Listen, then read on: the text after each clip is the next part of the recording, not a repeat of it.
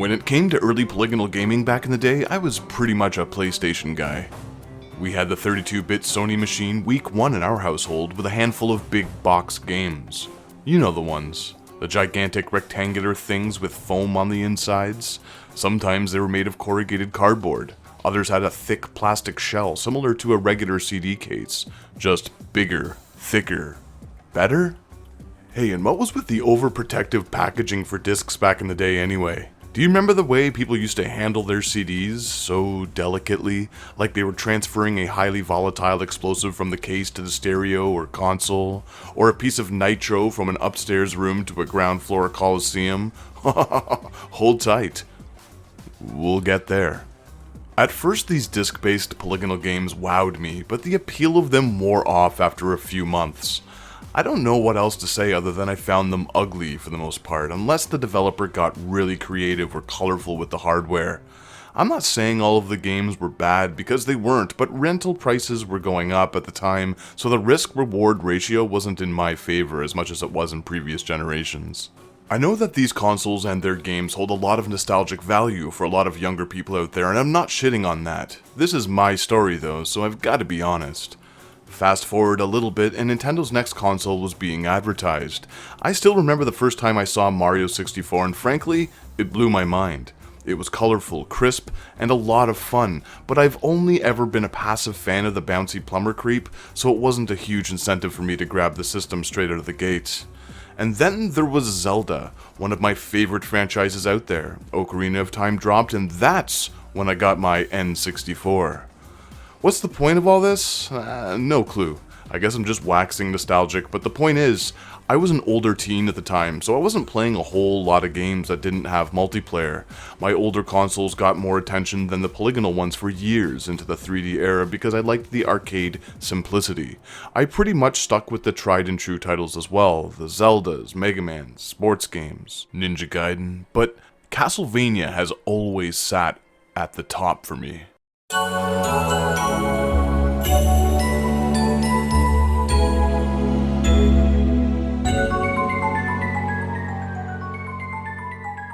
Symphony of the Night was a day one purchase for me on the original PlayStation and a budget title straight out of the gate where I lived.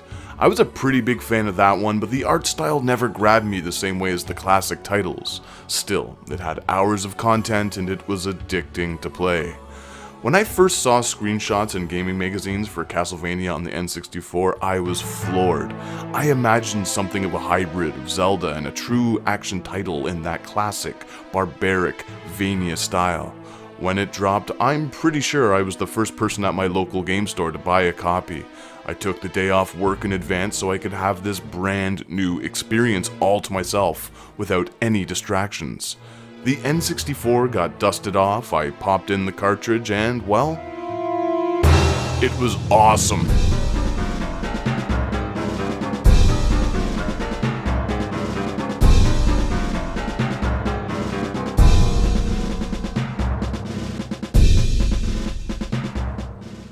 Alright, look, I'm not gonna lie, you seem like nice people, so I'll be the first to admit that this game has problems, but honestly, its issues have been a bit blown out of proportion over the years, thanks to some insufferable people who tend to just go along with the status quo. Basically, if someone with a voice hates it, so do all of their followers. I'm not arguing that it can be a chore at times, and I also believe that a lot of people out there genuinely can't stand this thing, but if you've only dumped a few minutes into it or dislike it based off of another person's gripes, well, yeah. I don't think you have any right to judge it. Look at me on my high horse soapbox. So today I'll be looking at Castlevania with a little bit of nostalgia, but again, I was a pretty harsh critic back in the day when it came to 3D titles and I still loved it. I don't have a ton of loyalty to brands either, so there was something here that legitimately grabbed me. To capture footage for this review, I played through it in its entirety 5 times. Twice on real hardware and thrice emulated live on stream, which is the cleaner footage you're seeing here. I couldn't put this thing down, so I'm convinced that this isn't strictly nostalgia talking. There were days that I'd do long streams of the emulated game on Twitch, close down for the day, eat dinner, and head right on over afterwards to plug away at it on the N64. I've been playing this game so much this past month that I've managed to finish it with Reinhardt and Carrie in a bit less than 4 hours each, which I know is no massive feat or speedrun attempt, but it's a significant improvement over the 9 or 10 hours it took me the first few times. You see, the thing about Castlevania on the N64 is that it isn't a very long game. Once you understand its intricacies and become familiar with its more than occasional clunky behavior, it's a bit of a breeze. Alright, so I've been dancing around it by yammering on about everything around them, so let's get the objective problems out of the way first.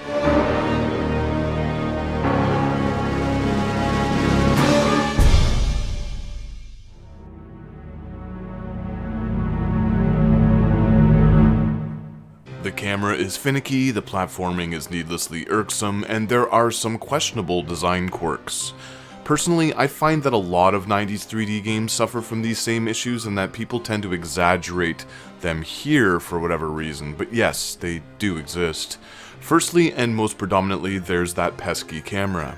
Again, this was a bit of a normal irritant across the board with most games at the time, but there are a lot of platforming sequences in Castlevania, specifically in Carrie's Quest. Not only that, but the jumps require a lot of precision as the platforms can be quite small at times. With Carrie, I found that I'd either be too short of a ledge or overdo it far too frequently. Compound that with a camera that has a mind of its own, and there are going to be some deaths. A lot of vertical sections have nothing but an abyss to fall into, which is one thing, but even when there's a sturdy ground underneath, there is fall damage, so yeah, you'll just die anyway. I'd be lying if I said this wasn't annoying, because it is. There are multiple camera angles, with huge quotations around angles, because they all just kinda suck. You can switch between a few of them in-game whenever you want, but none of them really help with anything. There are sections of the game where the camera moves around so much that you'd think you were watching a Paul Greengrass action flick. Clicking a button will reset it behind your character, and after a while you will get used to it, but in larger areas it can be disorienting. I, for one, get lost in the first stage each and every time I play it because everything looks the same, and with the spinny cam I never know quite where I am geographically. I'm not exaggerating here, each and every time I play this opening level I get lost about 3/4 of the way through it. Post in the comments if you're the same, help me not feel like I'm alone in this. The first 60 or 70% of the game isn't all that bad when it comes to the spastic camera, but after the shared castle center stage, the players branch off onto separate paths for the second time. Both the Reinhard and Carrie levels after this point become a lot more reliant on platforming, with the latter character having some pretty tough jumps to make. This is where the camera shits the bed the most, hands down. I mean, yeah, it's a Castlevania game, so there's gonna be some jumpy jumps, but I would like to think that Konami would have noticed this during playtesting and recognized that it wasn't exactly fun. A fixed camera for these areas would have been a godsend, but I guess we'll have to wait for its N64 follow-up for that. So, the camera is the biggest issue, I've covered it. Next up, the smaller, possibly more subjective problem, and that's how the game incorporates its puzzle elements. Puzzle in quotations this time around. There are a lot of time-sensitive segments in Castlevania that need to be completed in a linear way to progress the game forward. The first few aren't all that bad. Meet Rosa in the Rose Garden, grab a key from the cranky old man, do things at specific times of the day or night. No big whoop. These are actually pretty fun and a welcomed addition to the series. My biggest gripe about this game overall, even beating out the camera, is in the central castle stage, and no, it isn't carrying the nitro. In order to fight the boss and complete this level, the player is required to do things in a very specific set order. It's going to take a lot of time, no matter how you slice it, and it's an arduous effort, regardless of how efficient you are. On my first return to this game recently, I thought you simply had to blast open the crack in order to awaken the boss. No! That's not how you do it. And if you do so before unlocking the seal, all of your hard work would have been for naught. There are clues, so maybe I'm just an idiot, but you need to do all of these things in a very specific order to progress. What's worse is that there are only 3 real points that the player will need to visit, so it just feels like padding. You'll also be fighting the same enemies over and over in every room each time you enter a door, and you get a level that works well on paper, but ends up feeling like a monotonous chore. There are plenty of save points, so progression isn't obstructed too much, but yeah, it really starts to wear on you, and you really need to know precisely how to go about it. With that being said though, I would have liked more environmental puzzles, such as this, in the latter portions of the game, only handled in a more refined manner. Okay, so that's the bad. It might sound like a lot of negativity, but honestly, these things don't really break the game for me.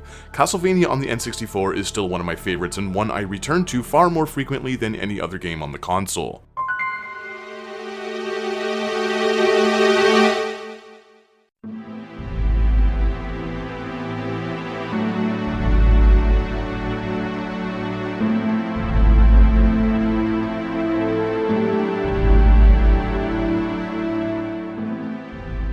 Despite the clunky camera, the combat feels great. Reinhardt is your typical Belmont whip-wielding fill-in with his badass Billy Idol appearance and well-rounded action moves. The sub-weapons are all back for both characters, and the upgrades return to buff each of their standard weapons. The crack of the whip is as satisfying as ever, and the sub-weapons make a huge difference. There is a targeting system in place, but it's a bit wild, as it simply places an icon over the enemy you're facing. I also find that Reinhardt's whip often misses enemies altogether, which really makes me wish that this game borrowed a few ideas from the N64 Zelda game's combat style. It's a tad sloppy, but it's fine if you just mash the attack button. Carrie is a bit weaker, but she is much more agile. Her stages are a lot less about brawn, with a greater emphasis on platforming. She is primarily a magic caster with a homing spell that is an absolute delight to use. Most of the time I just bounce around the environments, charging up her shot and releasing it somewhere in the general vicinity of the enemies, because, again, the targeting system is mostly unreliable when there's more than one enemy on the screen.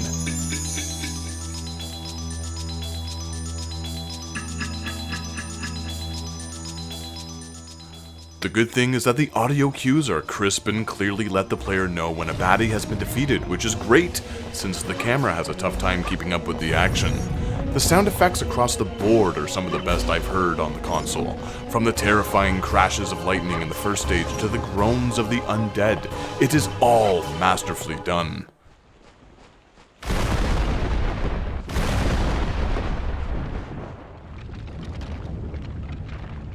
All of these, combined with the beautifully minimalistic score handled by Masahiko Kimura, Motoaki Furukawa, and Mariko Igawa, and you have a game that just captures the Castlevania spirit perfectly.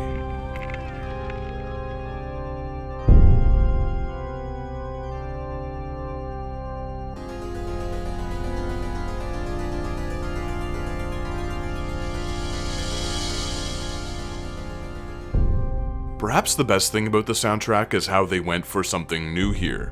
There are some subtle and not so subtle references to older Castlevania tunes, but by and large, this is a wholly original score, and one of the best in the entire series. And trust me, that's saying something considering the pedigree it's up against. Gone are the driving, bombastic melodies. Instead, we get moodier compositions, or no music at all. It all works very well. Personally, I would have liked to see more Castlevania titles opt for a style such as this, even if it was to only shake up the formula.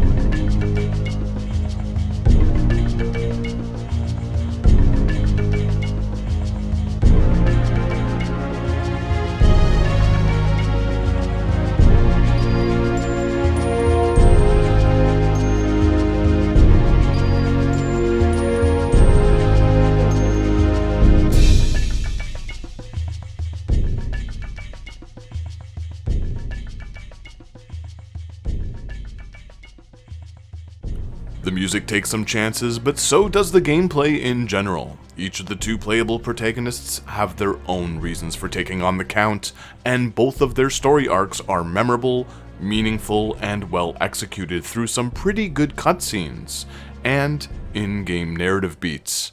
Reinhardt's tale is one of love, while Carrie's is a personal revenge story based around her family. There was a translation error when it came to her last name. She's a Belnads, related to Siffa from Dracula's Curse. I won't go into it too deeply for those still curious about playing this 2-decade-old game, but I really felt for her and her plight. Reinhardt's path is equally as good, with Rosa's story arc possibly being among my favorites in the entire franchise. Both narratives are simple, but that's the way I like it. And if you're going to come down on me in the comments about my pronunciation of Siffa, feel free to pretend I called her Sypha instead, so that it fits into your nerdy Netflix universal continuity. It's Siffa though, if you're curious.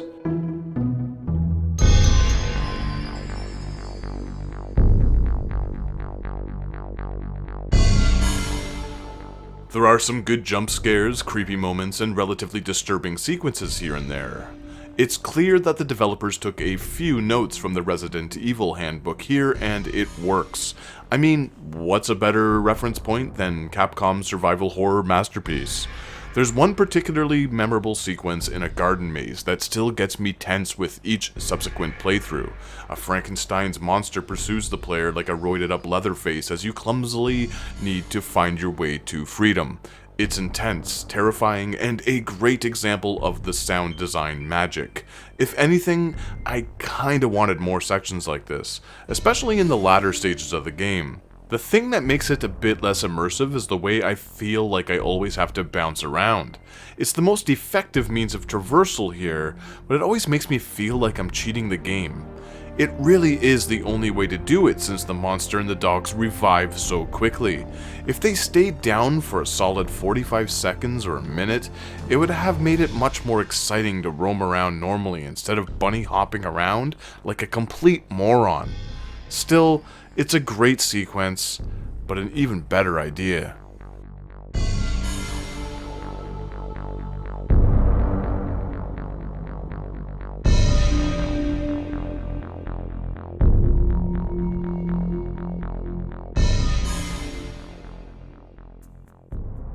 The first half of the game is excellently paced, with each action set piece followed up by a puzzle sequence. All of this culminates in the central castle, where both are combined. Though, as I keep saying, I really wish they would have maintained this back and forth pattern after this stage, because the latter half really does devolve into a bit of an action platformer affair. Which isn't inherently a bad thing if you're a Nintendo game developed by Nintendo, or Rare for this hardware. It's just, you know, across the board, Konami seemed to, and I stress this from my prerogative, seemed to never comprehend how to program a game on the N64 properly.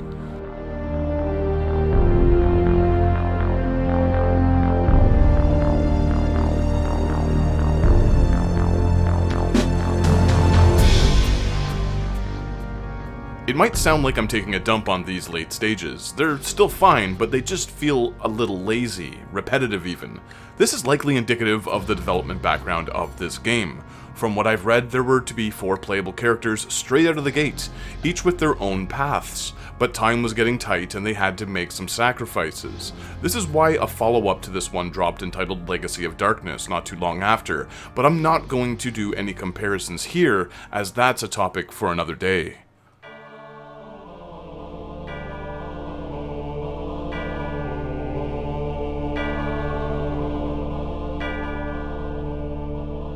Technically, the game runs pretty well. It doesn't take advantage of the N64 expansion pack, so the textures are a bit muddy, with a lot of fog in the distance, but I think these limitations ultimately suit the art style of the game. Most areas run smoothly, but there were a few areas where the frame rate consistently tanked hard. A specific example is in the mansion. It struggles here every time, whether it be on the official hardware or this impeccably emulated version seen here. I wouldn't say that I'm disappointed by some of the final stages, but they definitely don't feel as tightly executed as the earlier ones. Though I'd argue that the last few levels definitely feel more like a classic Castlevania platformer in the way that they're designed. The lack of bosses in the 2 stages after the Nitro one is a bit strange as well. Simply put, there just aren't enough character-exclusive battles when Carrie and Reinhardt's paths split. In total, each of the playable protagonists have 3 unique stages. The remainders are all pretty much the same, outside of a few story sequences that differ. I'd say this is the perfect minimum amount to make exploring the game rewarding to play a second time. Still, there are only a couple of bosses that differ, and that's pretty low. What's more is that the endgame is a boss rush with an optional one that is merely a carbon copy of the death duel from Reinhardt's quest. Yeah, death is in this game too. Not exactly a spoiler if you ask me. At the end of the day, I like that there are 2 playable characters with different stages. There's certainly enough incentive to play through each of them, but a little more variety would have went a long way to push this game into legendary status for me.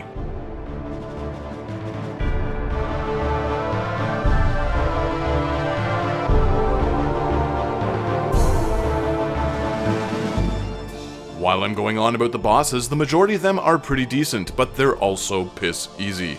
On the one hand, I like that they aren't damage sponges, but on the other, their moves are just way too limited and their patterns are far too easy to exploit. There are a fair amount of them and they do look really good. The Dracula Gauntlet is fun, but it's a bit of a simplistic joke due to the sheer amount of health replenishing meats available throughout the journey.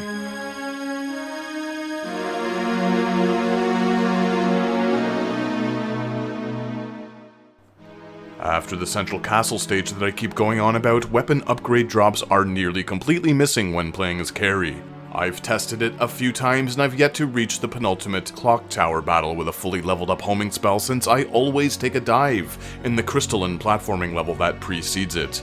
This isn't a huge issue since again the boss battles are so easy, particularly with her, but I felt that it was worth mentioning for those who somehow managed to get this far while still struggling with the controls.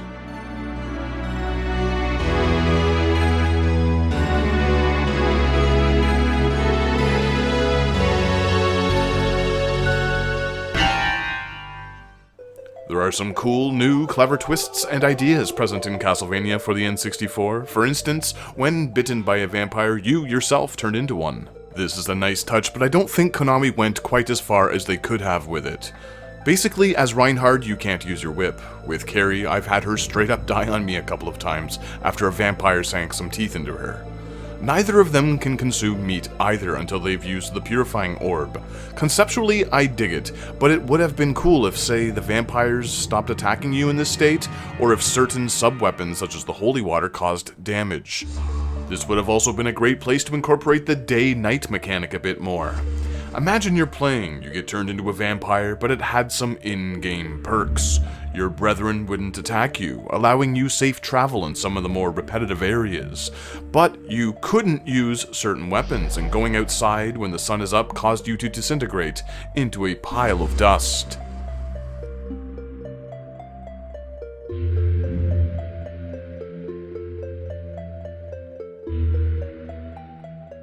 I also really like how the endings largely depend on the amount of time it takes to complete the game. It brings back memories of Simon's Quest's day and night cycle, though here it is implemented seamlessly without any breaks from the explorative action.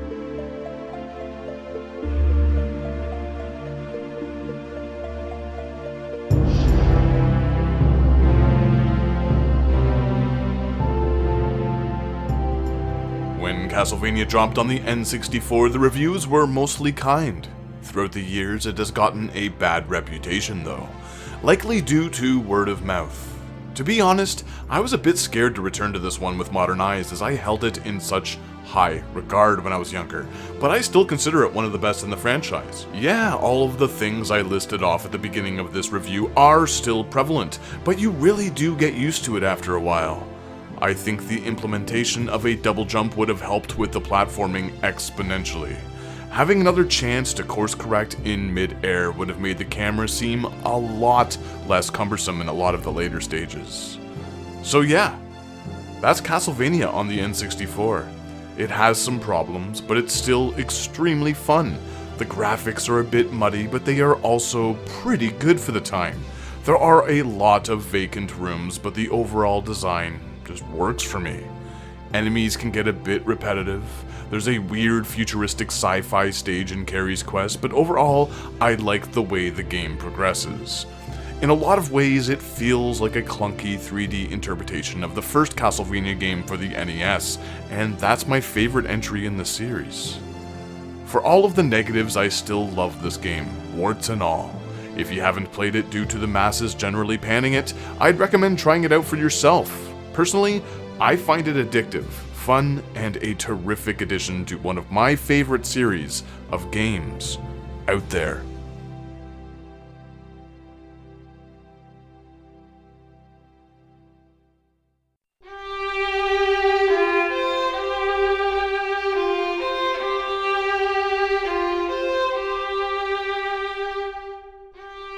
If you dig this stuff, consider liking and subscribing. Also, be sure to follow us on Instagram, Twitter, and check out our VGM 101 podcast wherever you get yours. Normally, I don't peddle this stuff as I find it a bit obnoxious when others do it, but I couldn't find another place to toss this piece of music in, so do those things if you want, but most of all, enjoy this incredibly memorable track. This Castlevania review took me a while to make, mostly because I was enjoying playing it so much. Until next time.